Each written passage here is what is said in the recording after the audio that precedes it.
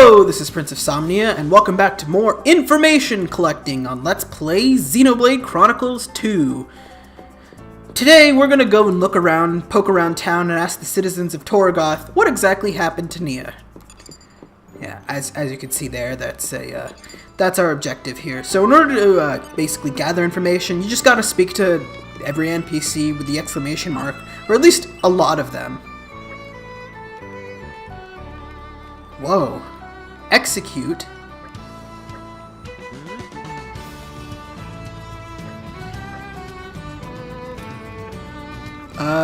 Yeah, let's keep it that way, buddy.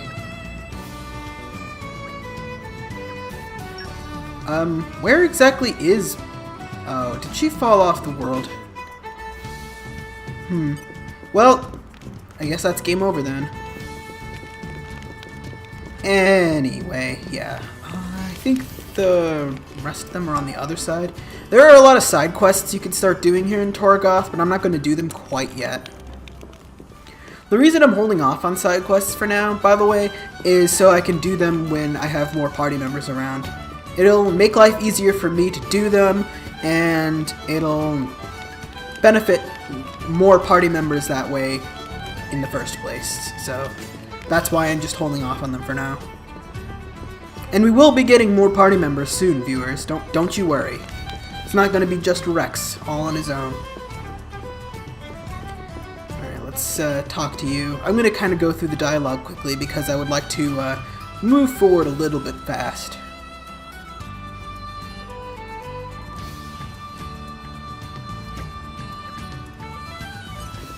And nothing useful there. Oh, wow. I don't think I've actually been up there in recent memory. I mean, you never actually have to go up there, but it actually looks really pretty. I like the whole, like, woodsy feel this town has. Like, it's built into the trees, but then it's also got, like, this big-ass port over here, too. I don't know. I think Torgoth is impressive looking, but there are definitely towns in the game I like more, and that might just be an artifact of how much time you end up spending in Torgoth.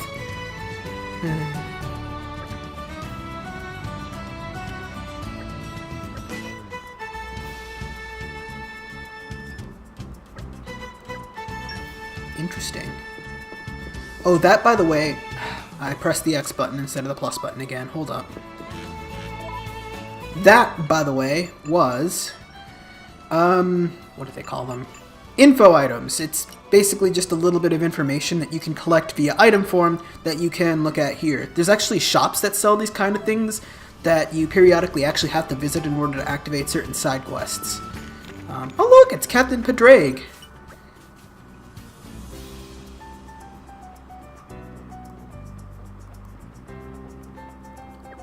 Oh, green! Emerald is green! Sorry, that cutscene just, it gets me every single time, I swear to God. And arrived. All in one piece. Anyway, you may have noticed that we now have access to this area of Torgoth now. Actually, before I speak to her, we can actually take a visit at the inn here and see how much bonus experience I can cash in. It probably won't be that much, but, you know, it never hurts. Oh wow, 2 levels worth. Yeah, I'm feeling stronger than before. That's really nice, actually. Yeah, we're super on track for levels right now. You want to be at least at about level 12 when you get done with the dungeon of this chapter, and yeah, we're pretty much right on track there. Morning, Rex. Did you sleep okay? Ugh, I slept like a baby. Yeah, me too, buddy. And by slept like a baby, I mean screaming every half hour. I mean,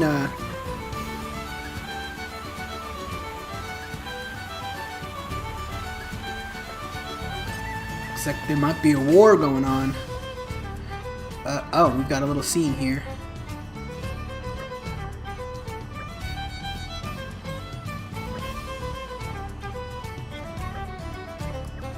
Oh yeah, that is true.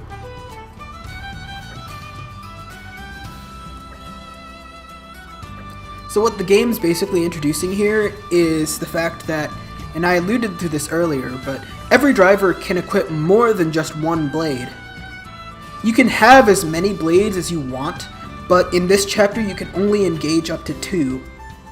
By the beginning of chapter 4 you'll be able to engage up to 3, but for right now you can only do 2. For some reason. When you have more than one blade engaged, you can switch to that blade by pressing the corresponding button on the corresponding C button on the left Joy-Con. I'll be able to show it off the next time we get into a fight, but that's basically how it works. Also keep in mind that every driver has a signature blade, I guess you could call it, and they cannot disengage that blade during a new game at all. So you have to use Pyra basically for the entire game, and same with every other driver's unique blade, with a few exceptions. I'll get into that a little bit later though.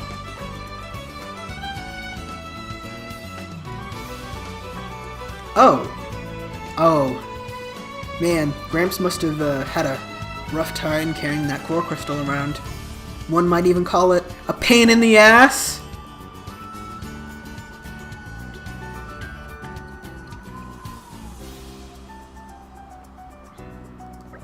Oh, okay.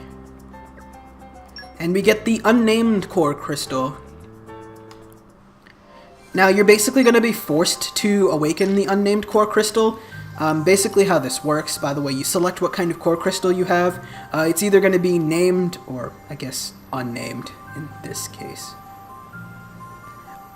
It's ironic, but the Unnamed core crystal is actually kind of a named core crystal. It's either going to be named like this, or like something else, or... I can explain better when we actually get another one of these core crystals. Anyway, or it's going to be a core crystal with a rarity. That would be common, rare, and legendary. For named core crystals like the Unnamed core crystal, the rare blade, or the blade you're going to get out of them is a guaranteed blade. So I'll show off the awakening sequence for this. You can skip the animation for this basically, but I'll show it off here. The blade for this is guaranteed to be a Wind Elemental Knuckle Claw blade, so yeah. All these, oh wow, just be mean and show me a silhouette for a rare blade, why don't ya?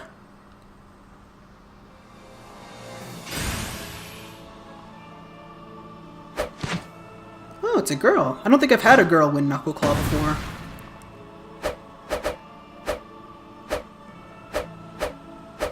I will gladly lend you my strength. Karen, huh? Yeah, like I said, Wind Elemental Knuckle Claw Healing Blade. So there you go. Let me just show this off real quick. So I mentioned... Oh my god. Enough with the damn cutscene. Okay.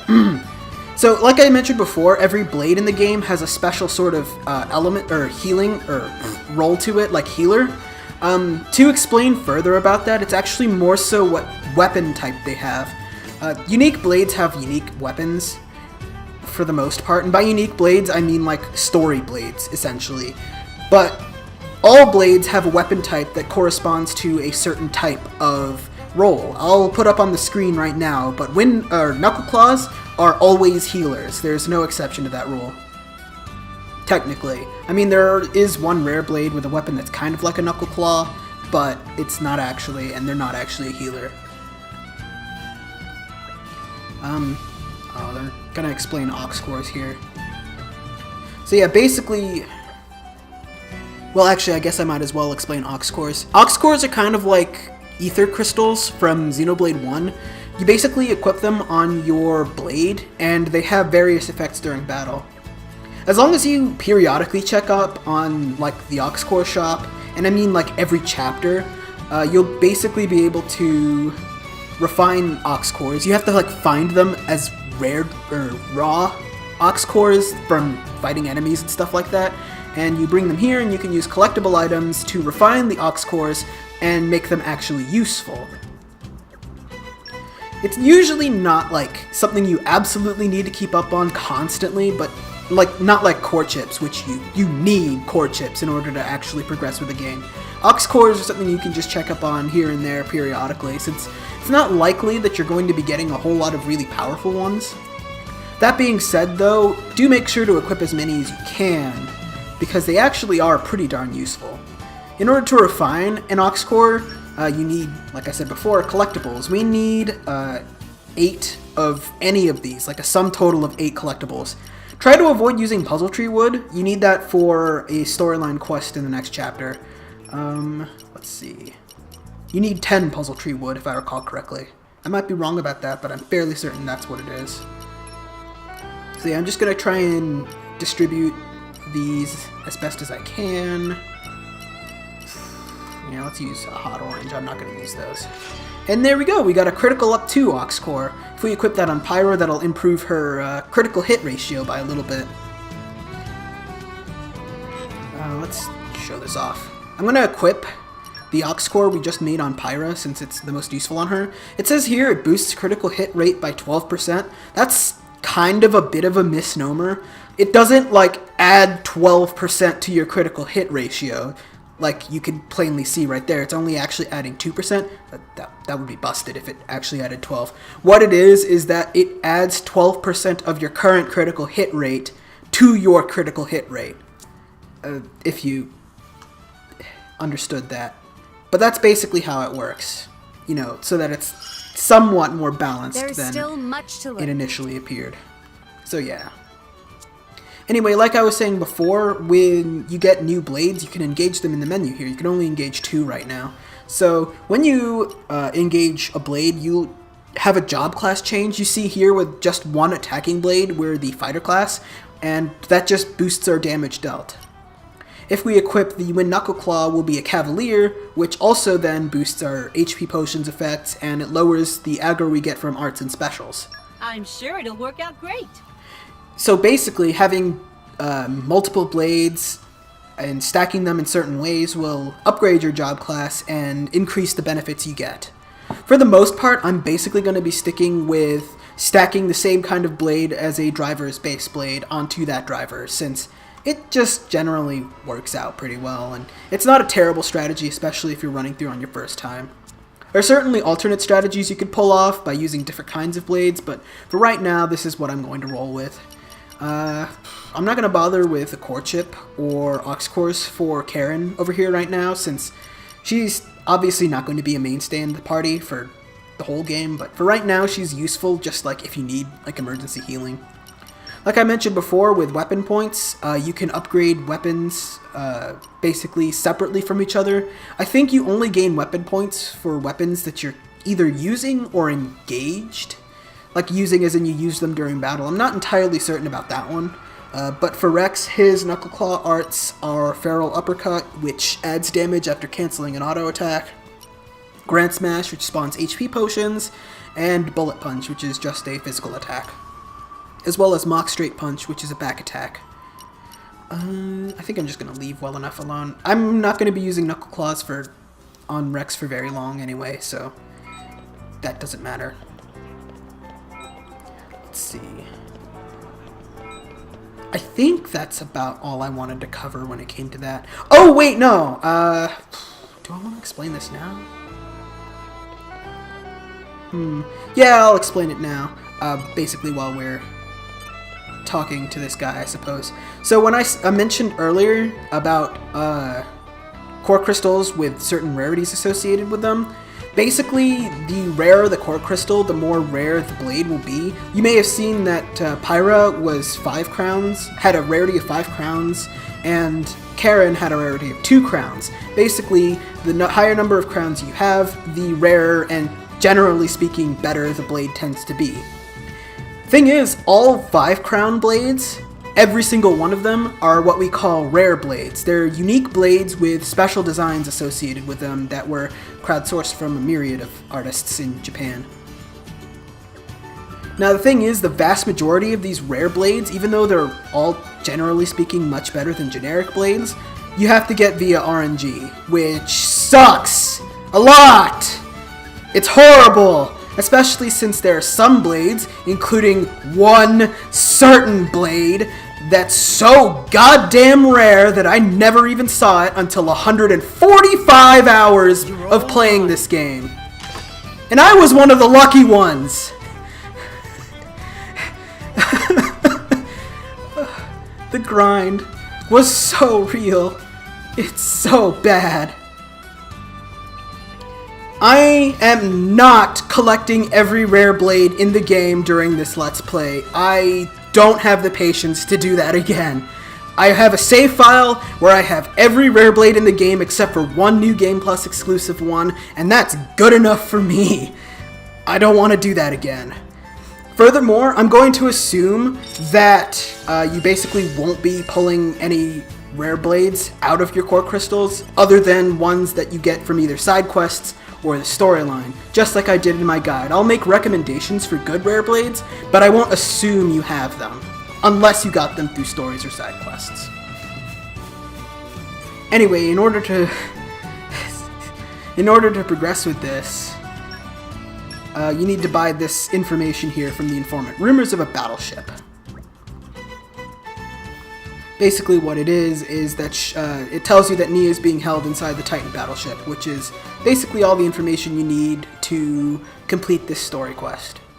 Hooray!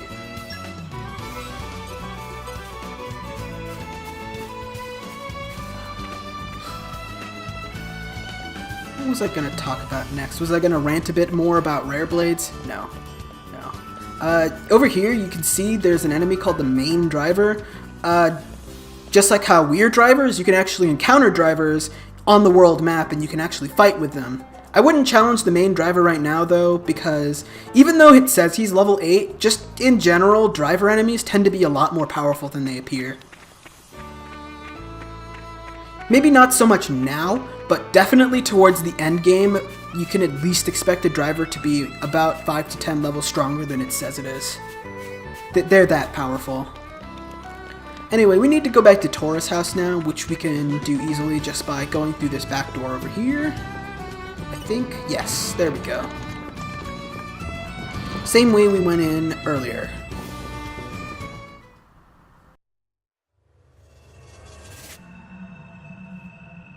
Nia and Dromark, executed. It doesn't bear thinking about. But getting aboard that warship will be no mean feat. We're going to need an ironclad plan. Army port is under heavy guard. I guess we'll just have to mount a full-on attack. No, Rex, we can't put everyone in danger. Right, sorry.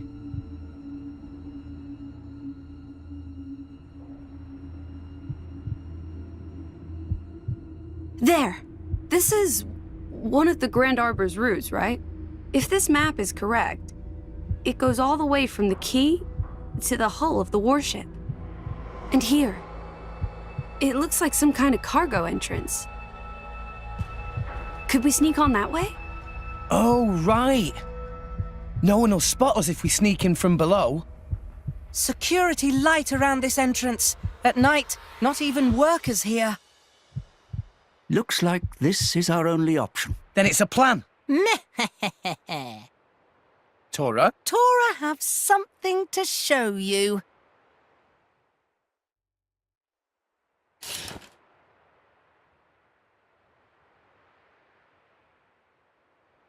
What's this then? Nobody ever see this before. Secret of Tora. An artificial blade. An artificial blade? I can't believe it. Tora have always wanted to be driver of blade. But Tora has no potential to awaken core crystal. How could you know that? Surely you just have to try and... Oh, you did, didn't you? Yes, 1 year ago. Tora applied to drive a recruitment man. Oh, dearie me.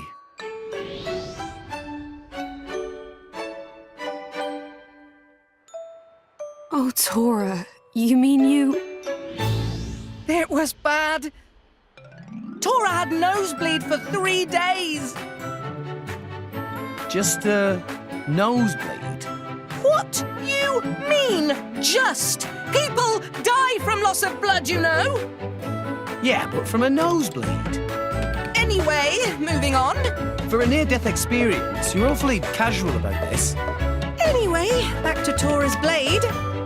when complete, even no potential Tora can be a driver.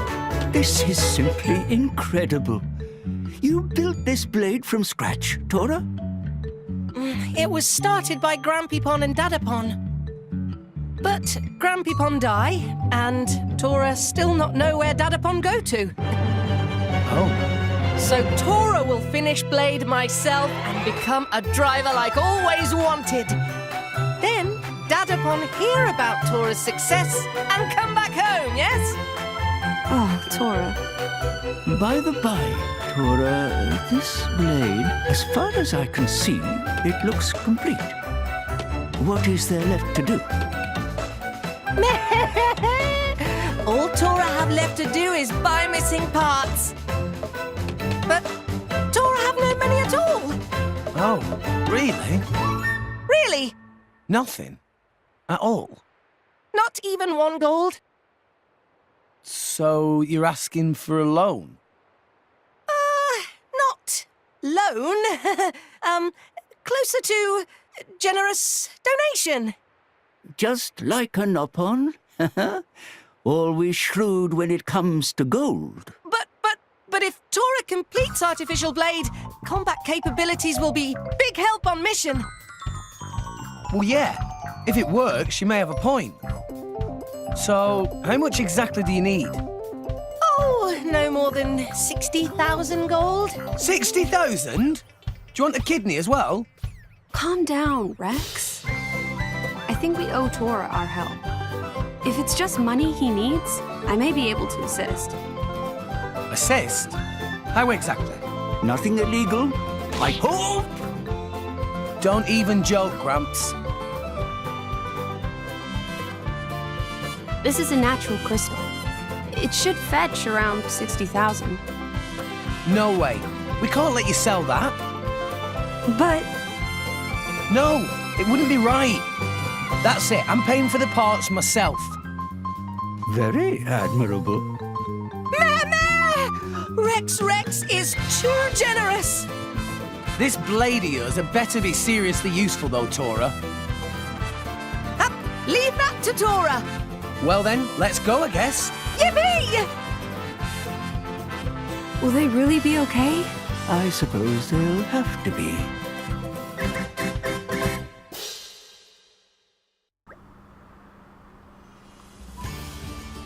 You know, I give Tora a lot of shit during this game, and I do mean a lot, but I just gotta admire the fact that after realizing there's no way he could become a real driver, he just went and built his own blade. Like, screw you, I'll build my own blade with blackjack and hookers. I gotta at least admire that much. As much as I don't particularly care for Tora. Okay, fair is fair though, he's still not as annoying and not as useless as Tatsu was. Not that I really played a whole lot of Xenoblade X, that game just didn't do it for me. But still. He's still not as great as Ricky in my opinion. I mean, well, never mind that.